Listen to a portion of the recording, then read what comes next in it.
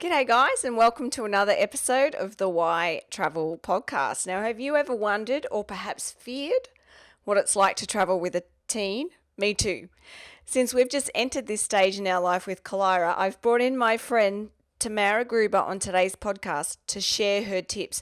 Now, I've long admired how she has made family travel a focus of her life, especially with her mother-daughter trips with her teen daughter Hannah. So make sure to share this episode with your family travel friends so they can continue to make travel evolve as their family life does, because Tamara shares some many wonderful tips.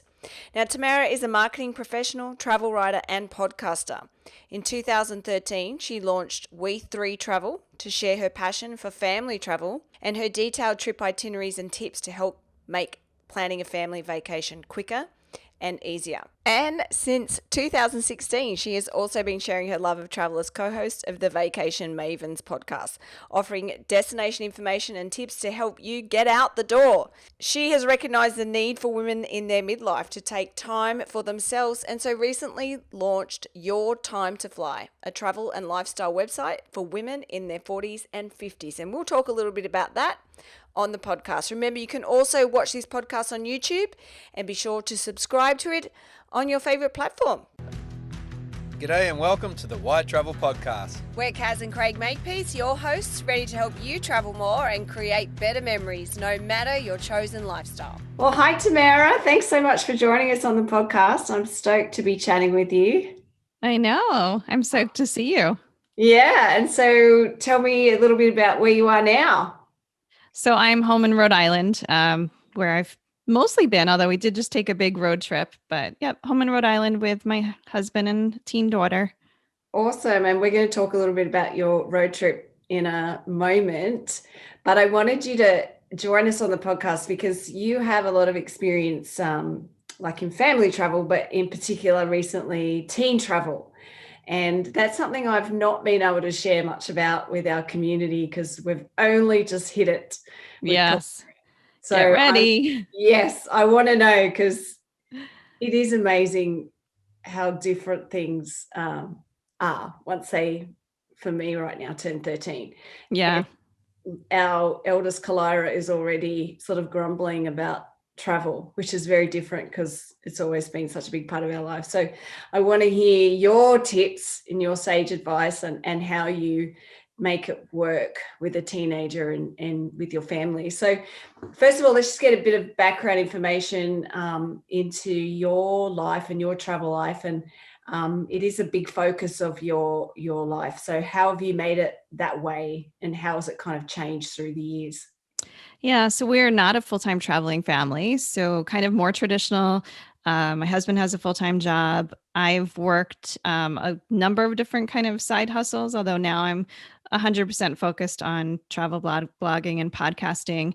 But Hannah goes to school. And as you will find out very soon, it gets harder and harder to miss any time. And especially when you have a especially conscientious kind of student that gets really worked up if she has to even miss because she's sick, so she definitely does not want to miss. And it's very challenging as they get older to miss and be able to make up the amount of work, that's covered without really falling behind. So it definitely changes. I mean, we have traveled since she was born, living in Rhode Island. All of our family was in other states. And so that was kind of the beginning of it, was just going to visit family. And then, I've always had the travel bug. And so I was certainly not going to change that, once kids came along. So I think her first international trip was at about 18 months. And then our first kind of big trip to Europe was when she was 8. And we used to really take probably one or two big trips a year, one international if we could, one more domestic. And then we would travel almost every weekend. We would go do something because I'm always big on just exploring locally as well. Like just, whether there's a festival going on or there's, a museum to try or, so there was always some kind of like day trip or little weekend getaway that we were doing. And that definitely slowed down a lot in middle school and somewhat ground to a halt, in high school, where high school was really kind of a one big trip for her spring break. a couple of trips, maybe around Thanksgiving and Christmas time to see family. And then in the summer, she and I kind of take off on mother daughter adventures. Sometimes, two or three, or sometimes there might be another family trip in there as well during the summer, but really avoiding any kind of school schedule conflicts. I love hearing that. How you've made it work, even though there is the school and I'm sure the extracurricular things. I mean, we were chatting with our daughters recently, and Kalara starts high school in the next coming school year. And, we're like, okay, so we can plan for our travels now in the breaks and summertime. And she said, yeah, but I'm probably going to want to hang out with my friends. So it's like, oh, okay. It's not just school now I've got to worry about. It's friendships, and possibly if she takes on a job or pursues a talent, and I really want her to be able to do that. So I guess you have to get quite creative in finding those spaces for travel. I've always been a little bit thankful that my daughter isn't super athletic Yeah. because that can really take over your life. But she does play soccer for school in the fall. And what I didn't realize going into high school was that practice actually starts like 2 weeks before um, school does. And if you Yeah. haven't shown up for practice, then you're not going to be playing right away. And Yeah. so I used to always try to hit that end of August time period because I found that not as many families were traveling then because a lot of people were already back at school. So it was like a little Mm-hmm. bit quieter of a time.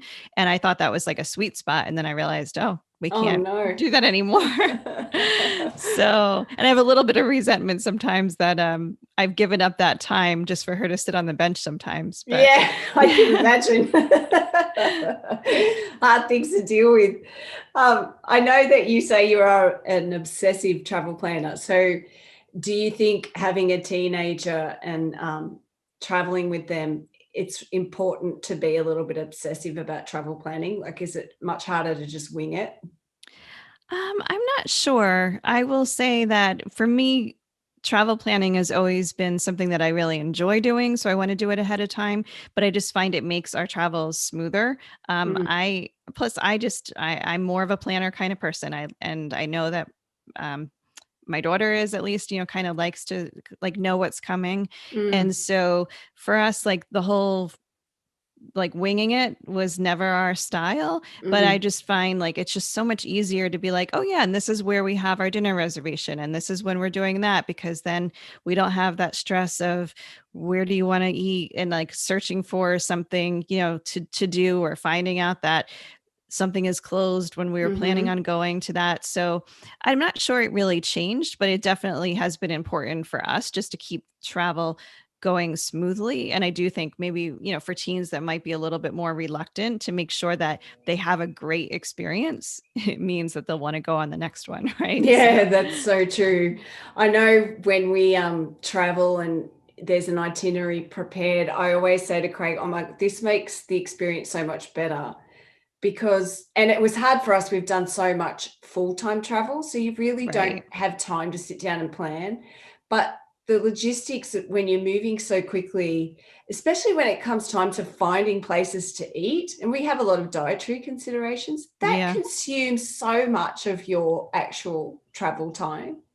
So to plan it ahead, I think, to know where you're going to eat and to have that all figured out beforehand can make the experience so much better. So do you have any kind of ways that you go about that, or any apps you use or spreadsheets or anything to make it easier?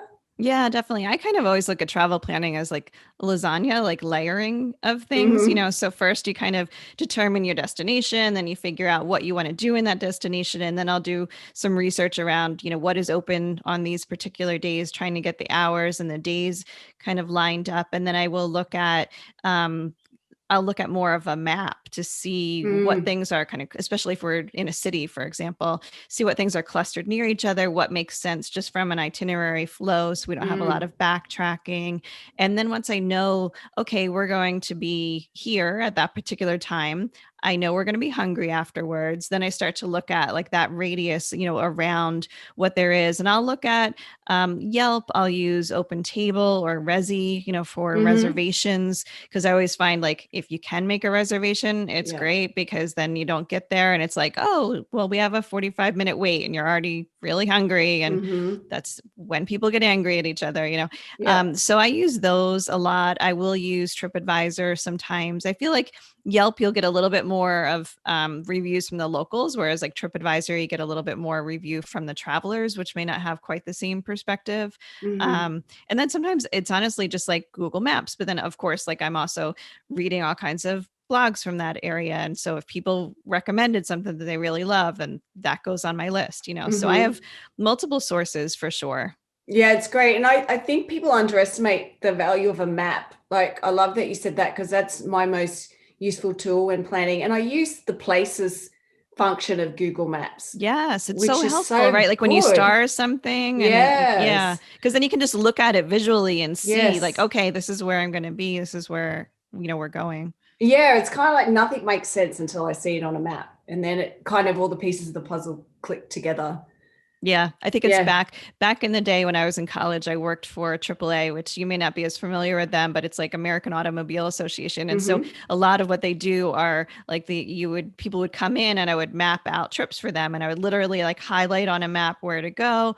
And so I feel like so much of the beginning of my travel wanderlust, had to do with maps and I'm Yes. just like visual and it really helps me like I can walk all around a city, but I want to know, like, am I heading north? Like, I don't want to just like wander. Like, I want to understand like how the roads are connected, where things are in respect to each other. So Yeah, I agree. And I know I've often thought since, GPS and all of the wonderful world of apps have taken away that how sometimes I feel so lost or disconnected because I don't know where I am. And I'm used to, like you, looking at that map. We used to use Lonely Planet maps a lot.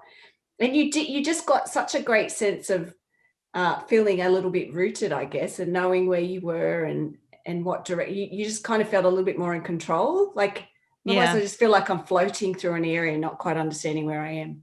Yeah, I kind of hate when you're on a trip and they just pick you up and they drive you to the next place. And there's something about like walking up a city or walking a place when Yeah, you first arrive too.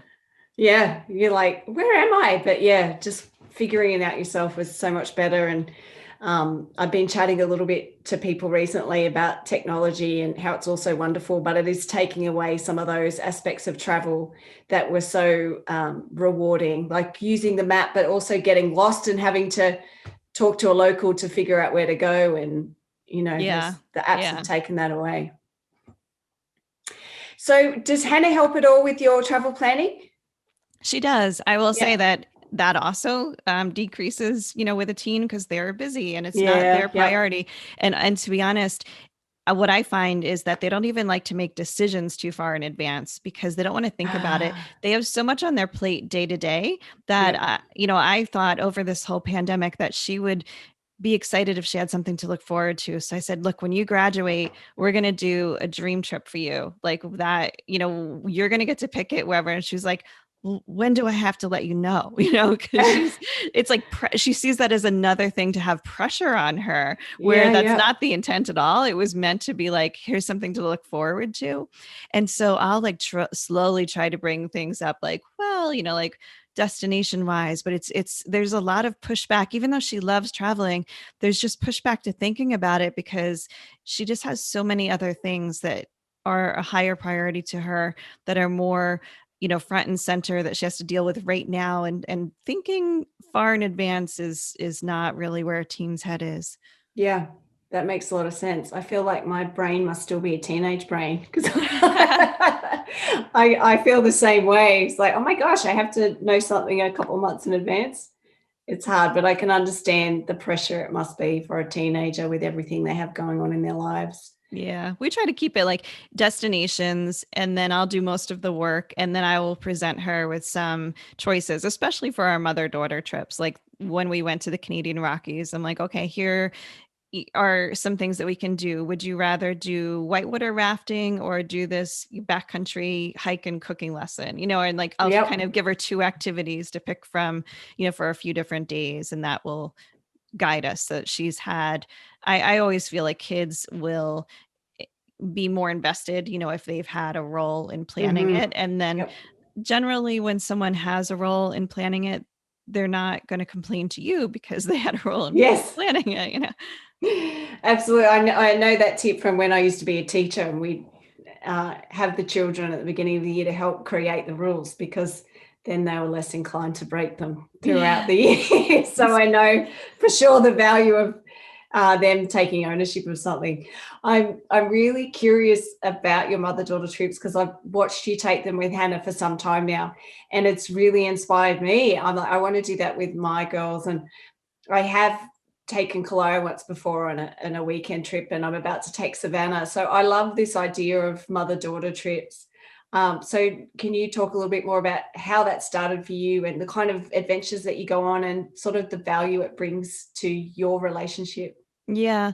And, it's interesting because I have an only child. So you would kind of expect, well, a lot of it's mother daughter time, but there's Mm, still, even for me, something so special about being outside of the place where things usually happen. It's the same thing with family travel, is that you can be together all the time. And this last year's plan has shown that.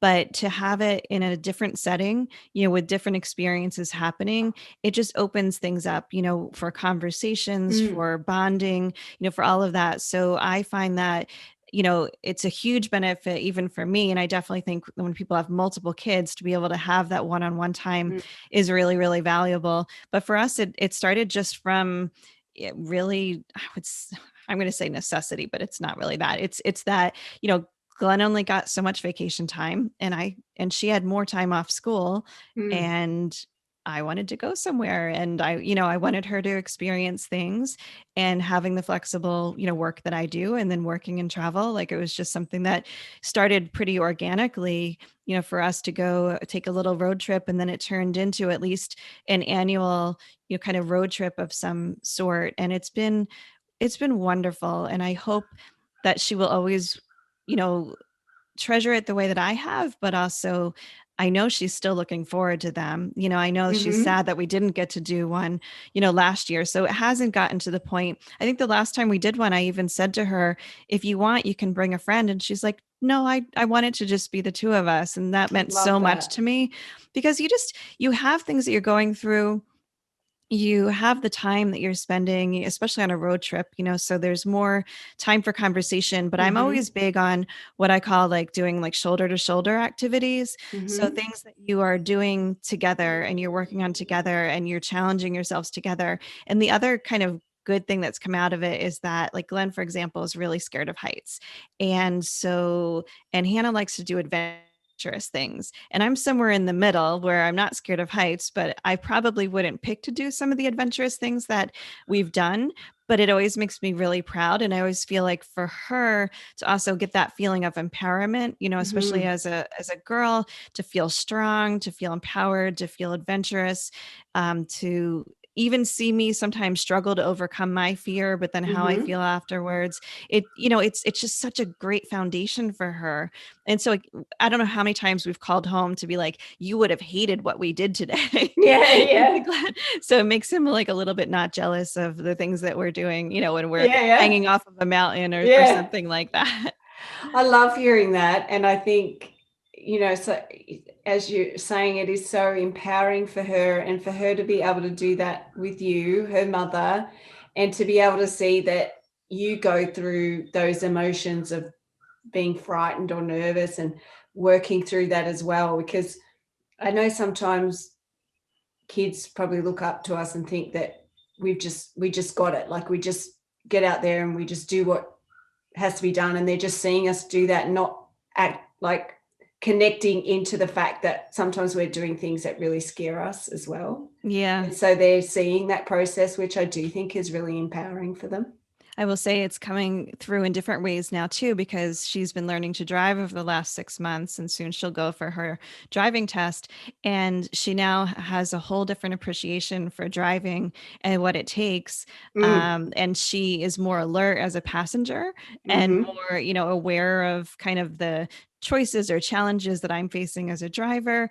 And she has a lot of appreciation now for like the driving that we do on her behalf. And so I feel like that's another, example of that kind of coming awareness of, where you just kind of saw your parent as just, yeah, they do this role and you don't Mm-hmm. really think about what that role takes. And then when you have to step into those shoes and do that role a little bit yourself, you see like, oh, this can be hard, so. Yeah, yeah, yeah, some great lessons. And I love, I think you're so right when you're saying about the one-on-one time with your kids and how important it is to them. And I think sometimes we don't realize, again, going back to that, we're just going through doing what we do every day, but not realizing how important it is, the perspective in their shoes of actually having that genuine one-on-one time with us and how much it does mean to them.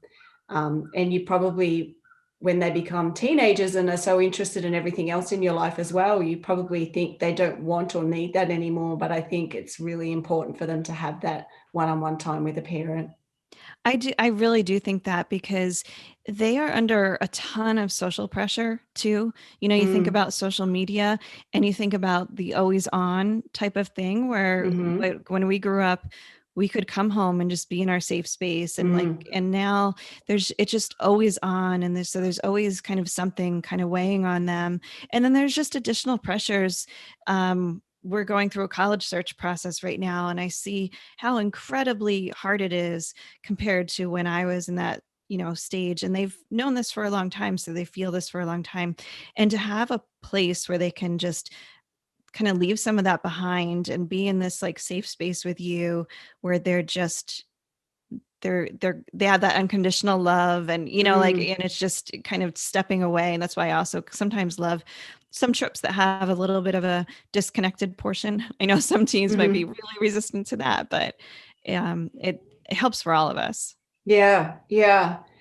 And you, I mean, your daughter's getting ready to go into college and you're sort of evolving into a new sort of phase soon. Do you think that these mother-daughter trips will continue on when your daughter goes into college, or you think that will throw up kind of another sort of challenge or barrier?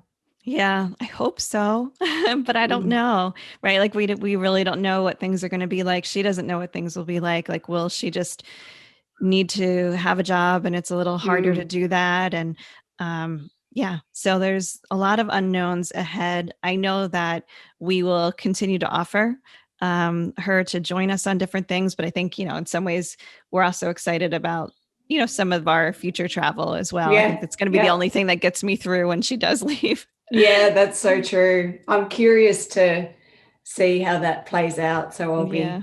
I'll be watching to see. But you just incorporated college into your travels and you just took quite a big road trip across the country, and you can let us know exactly where you went. And but you were looking at colleges for your daughter. So can you tell us a little bit about that really interesting road trip? Yeah, I think it's, somewhat of a rite of passage for a lot of people. Mm-hmm.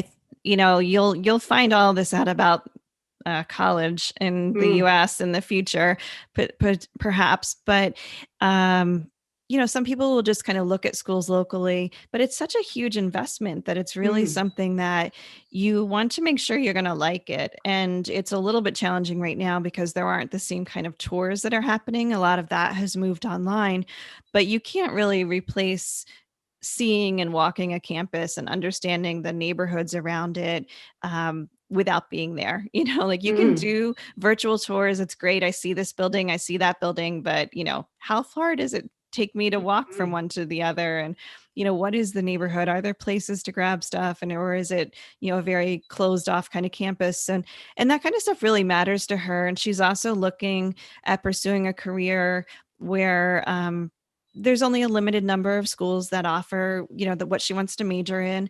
And they're kind of spread out across the country. So it's like, well, Mm, how are we going to go look at these, especially given what we just talked about, the challenges of traveling during the school year, added to all of the travel restrictions and kind of things yeah. happening right now. So we decided that we were going to do a road trip. She luckily gets a 2-week spring break.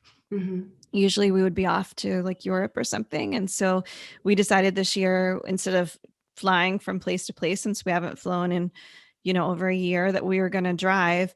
And so we headed out. We live in Rhode Island. We kind of headed out through the Midwest and we went all the way to Colorado. So we stopped in Bethlehem, Pennsylvania, and Cleveland, in Ann Arbor, Michigan, and Madison, Wisconsin, and then drove all the way out to Boulder, Colorado, which that extra leg was definitely huge. Yeah. It needed Yeah. an overnight to break up that drive. But we loved, our time in Colorado. And then we added on a few days at a ranch out Yeah. there, which was like our true vacation portion of it. Yeah. But it was really helpful. It was, it was helpful for her to be able to get to see the school, the surrounding environment, and more solidify like what she was looking for, and kind of start to say, okay, I definitely want to apply to these places. These are at the top of my list. These are lower down, because there's schools that, that are so small to so huge, and there's so many variables. So it really takes looking at some to get a better sense of things. And like I said, not every family does that. Some will do it after they've gotten accepted to say like, okay, do I want to choose between A or B? Mm. But Yep. for us, we felt like it was important to get a little bit of a head start on that. And a lot of times people will start as young as like that summer between like 10th and 11th grade, and then like spring break of 11th grade, summer between 11th and 12th grade. Because really by the fall of their senior year, they're filling out their applications. So you need to Mm. have some idea of where you want to do, Yeah, it's such a great idea. I was just previous episode talking to Tim Leffel about working abroad, living abroad, and his top tip was to try it before you buy it. Like, Yeah. just go and live somewhere and see if you actually like it. So that kind of follows along a similar advice. And college, it's like at least a 4-year commitment, and investment is huge.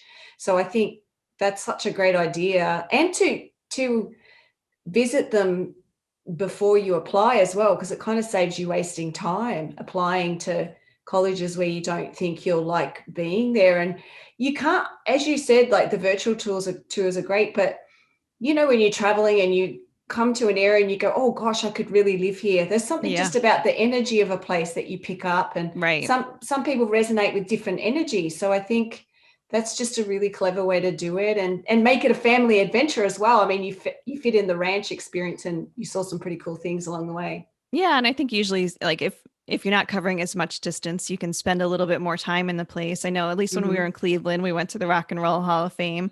So, you try to turn it into a mini vacation if you Mm-hmm. can, as well.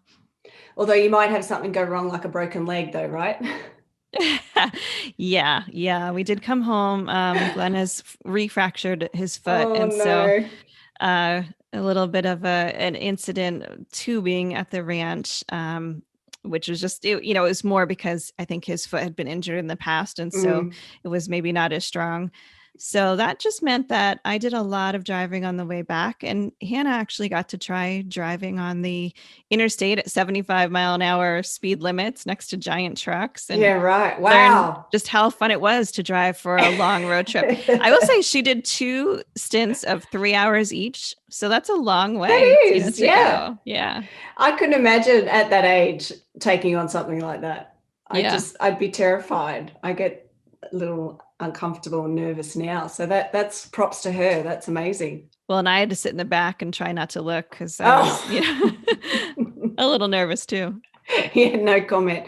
Yeah, that's where I like to put my mum when I'm driving, in the back. And so, you are kind of approaching this sort of empty nester stage. And you do have a new site, Time to Fly, that deals with that. Um, and so how do you feel about this change? Because I know at the moment we're talking about, and for people who don't know, our girls have always been homeschooled, so they could travel with us full time. And we're talking about them going to traditional school. And I have a lot of emotion over that, because I can now see that so much of our lifestyle is going to change, and I'm not going to see them as much. So how are you feeling about this future change? And then tell us a little bit about how you think it's going to look for you and your new site and projects with that. Yeah. Well, I would say, I will tell you how I think now, and you can ask me in a year and a half, and I'll Mm-hmm. probably feel a little differently. I know it's going to be really hard, when she does leave the nest because we've been very, very close, and she is my only. I'm not going Mm. through this again, and I don't have, family nearby, so it's going to leave a huge hole, and hopefully she'll still like call or text me or somehow stay in touch, but Mm-hmm. I am also looking at it like, okay, look, over the last few years, I've had to turn down a lot of travel because I just couldn't Mm-hmm. make it work because my husband was also traveling for business and I needed to be the one driving her to and from school and things like that. So it will open up my schedule a lot more. So I look at it as like, hey, it's going to be like freedom for me Mm. in that I have an opportunity to travel. There are definitely things that Glenn and I have wanted to do together that have been a little bit hard, that I'm like, oh, this is perfect. I have a friend that is talking about like when she's an empty nester, like we're gonna go do like a barge cruise in France and we'll be drinking a lot of wine. And Love it. so there are different kinds of trips which we've started to do over the last couple of years. Like Glenn and I have actually done a few trips just us as she's been at camp, and that's been Mm-hmm. really great. It's been great and healthy for us as well. And then I love to take solo trips. I love to Mm-hmm. take trips with friends. And so I look at it like I'm just going to use the time and just travel. So yeah, the new site is called Your Time to Fly, and that's what it's about. It's about taking the time, for yourself. Maybe you've, given a lot to family and career, and you want to take a little bit of time for yourself, and not being afraid to just, go out there and do it. Even if you maybe can't find somebody to go along. And Mm-hmm. honestly, I feel like right now, like everyone's had a lot of together time and maybe we'll Mm. be ready for a little bit of time Yes. to just go do that solo trip, on their own. Yes. So, I'm ready for that wine trip in France with you. yeah. I know that's one thing that it does help me, just looking at the time freedom and all the different things that I could do now, and traveling solo, and just even just having some space during the day to work without disturbance. Yeah. So I think, you can find the positive in the life change. And I think it goes to, keeps in line with our message that we share with our community, is that travel doesn't have to stop and end at a certain time period in your life. Like, you can make it evolve with how your life changes. Just Yeah. because you were a solo travel and then all of a sudden you have kids doesn't mean travel can't be a part of your life anymore. You just have to adapt and adjust and find a way to make it fit. Yeah. And then you find, like kind of the things to love about each of those stages. Mm. Yes, they're all very different and they all have their different challenges and fun experiences and benefits that you gain from each one.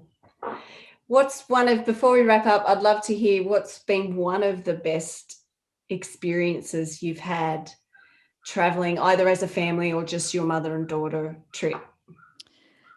I know you probably hate this question I too, do. right? Yeah, it's Because it's funny that I'm always so asking hard. you. Yeah. It's so hard to pick.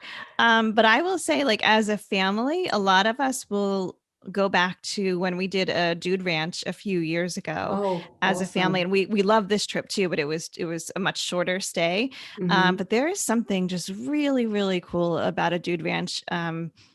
Type of experience. Mm-hmm. It's all inclusive, uh, but it's very different from what you think of, as an all inclusive type of trip. And the one that we did a few years ago was at the 9 Quarter Circle Ranch in Montana, and it was much more rustic. It was family owned. You had an individual cabin, but your cabin was basically like your bedroom with another bedroom off of it. You had a little wood stove that would Nice. light up in the morning. And Glenn still remembers like the dude dust that you put on the wood stove to but it was such a authentic experience, and it was one where we felt like we stepped back in time a bit. Mm. Like we actually said we wish there wasn't as much Wi-Fi on the ranch. It was just so like old fashioned fun. Like we had trail rides in the morning or in the afternoon. You didn't have to do them, but you could do those, and you could otherwise hike or do fly fishing, or just I remember one time just taking a nap with like the wood stove going, and I'm like, this is Heaven. heaven. Yeah, this is so heaven. Um, but they would do this thing where the kids would have happy hour. I'm sorry, the kids would eat their dinner while we had happy hour. And Hannah's never like a joiner when it comes to kids clubs and all of that. And we actually brought a friend with her on that trip, which made it easier for her to integrate into like that Mhm. kid group. And so they would have so much fun together. So they would have dinner together while the adults had happy hour. Then the adults would go in to eat, and it was all like family style. And you would kind of rotate your tables, and staff would eat with you. So it was this very community building type of experience. And then the kids would just run wild, and you didn't Love care it. where they were, because you're in a ranch in Montana. Like, what's going to happen? I mean, you're not wandering far enough for the grizzly bears to come get you. Like they would go catch tadpoles at the pond, or just, I don't know, play hide and seek. And we were just like, just be back by dark. And I love it. it's just not the kind of experience that you have very often these days. And it was just a really fantastic experience that I feel like was probably good, especially on that early teen years, like Mm. that 13, 14 kind of age, before they get like more cynical and so What? Cynical, a teen? so yeah, I think that was like a really, really fabulous trip. And then for our mother daughter, I'll give you two, because for our mother daughter, I would probably say our trip to the Canadian Rockies, Oh, beautiful. because it's just so beautiful up there. And we just did a lot of, great hikes together. And, we did a via ferrata where we were Oh, just, wow. hanging off the mountainside. But we did a Yeah. cool, I think I mentioned earlier, like the backcountry cooking like demo. So it's like we were in Jasper and we hiked up, um, we kind of carried everything with us. The instructor, she runs a food tour, but she had prepared all the food, like little packages. We set up on the mountaintop, lit her little burner, and she taught us how to make kind of crazy things that you could make. Like, and we don't have like a lot of camping experience. So for us to Yeah. see that you could make like real food, like out there in the backcountry, and then we cleaned everything up and we packed down, and it Love was it. so fun and so different and unique. And like, I love finding those like unique experiences that Yep. are, true to the place. And, you always have so many memories from that trip. Hmm. And so it was a good one. It was like our last one, so hopefully there'll be another one in the future, but it has a lot of great memories. Yeah, and I think, the experiences that you do remember the most, especially when you do it with your kids, are those kind of ones. It's not like going to the museum, and even though they have their value as well, but I think those ones where you do something so different and you go on this adventure that where you kind of grow together and where you change a little bit, I think they're the ones you remember the most. Yeah, and that is definitely, one of my top tips with teens is like to keep activities like at the forefront, because Mm. they need a lot of downtime, and they're maybe a little bit more reluctant to do things than they were when they were younger. I just found like that younger age, like 8 to 12 or Mm. 13, they were just like sponges soaking up everything and so Mm. excited about everything. And then it kind of, they're still excited, but they're not going to show you. And it takes a little bit more. And so the activities have been really important to have kind of like something exciting and fun, whether it's, zip lining or rafting, or, have a few of those, but then also balance it with downtime. But having those activities has been like kind of, it brings out those experiences that you'd have that create the memories, but it also, I don't know, teens like really enjoy that kind of Mm. structured activity. That's a really great tip. Thank you for sharing that. And it makes me think, because I know like Kalara's like that now, where I think, I don't think she really wants to do much, like because it feels like the enthusiasm that she always had has disappeared. But when we do an activity like that, and she's very quiet about it, but Yeah. I'll ask her what she thinks. Oh, she'll go, oh yeah, that was really fun. But it is interesting how it's sort of a quiet response now, and you think she's kind of disinterested, but It's so different. And it's funny because sometimes we'll talk about like photos, and like you're obviously in the blogging sphere, and you see those photos of the young kids, and they're just like the joy on their faces and mhm, the mhm. excitement and all of that. And you cannot get that from a teen. Like you No. will not ever see that. Like, and it does not mean that they don't love it. It's just they hold it in more, like they're used to kind of holding in their emotions more. And so then you get annoying because you're like, are you having fun? Do you like it? Yeah, So yeah, that's so true. I've noticed that with the photos, and I've had a friend reach out and said, "Oh, Kalara's a teenager now. You can tell in the photos it's so different." And I think one thing I sort of pay attention to is I pay attention to what she's taking a photo of, mm, because sometimes I think she's not interested at all, and then I see her run and take a photo, and I'm like, "Oh, well, that's resonated with her somehow. She is connected to the experience." that is nice. Yeah, that's good to Yeah, see. yeah. So yeah, that's very interesting. Really great insights. It's definitely a different time, but I love hearing your story and your relationship with Hannah and the different things you do and how you've made teen travel work. And for anyone listening, you are a wealth of information on your podcast, your new blog, Time to Fly, and We3Travel. So could you just share with everyone how they can connect with you? Yes, definitely. Many options, but you will find me primarily on We3Travel. So it's We, the number 3 travel, and I'm on all the socials, with that, and my website, of course. And then if you prefer podcasts, I'm the co-host of the Vacation Mavens podcast, along with our friend Kim. And then, yeah, my new site is really targeted for women in their 40s and 50s. So Gen Xers, yay. And it's Yes. called Your Time to Fly. And it's yourtimetofly.com. But you will also find it on social as Your Time, the number 2 fly. And thank you for not ignoring Gen Xers and keeping us out there and looking after us. There's a big opportunity there. And I decided to jump in. Yes, we need it. The celebration of the Gen Xers. I love it. And I love your site. And you offer, not just travel on Time to Fly, but fashion tips as well, and relationships and all sorts of things. So I love the diversity of it. Thank you. Well, thanks so much for spending some time with me. I can't wait to be able to see you again in person. And then we're going to plan a girls' trip, right? Yes, we are. I'm all for it. Sounds good. Thank you so much. Yeah, no problem. Bye. Bye. Thanks for listening to this episode of the We3Travel podcast. You can find show notes, episode guides, and resources at we3travelblog.com. Make sure to subscribe to our podcast for new updates and episodes on how to travel more and create better memories.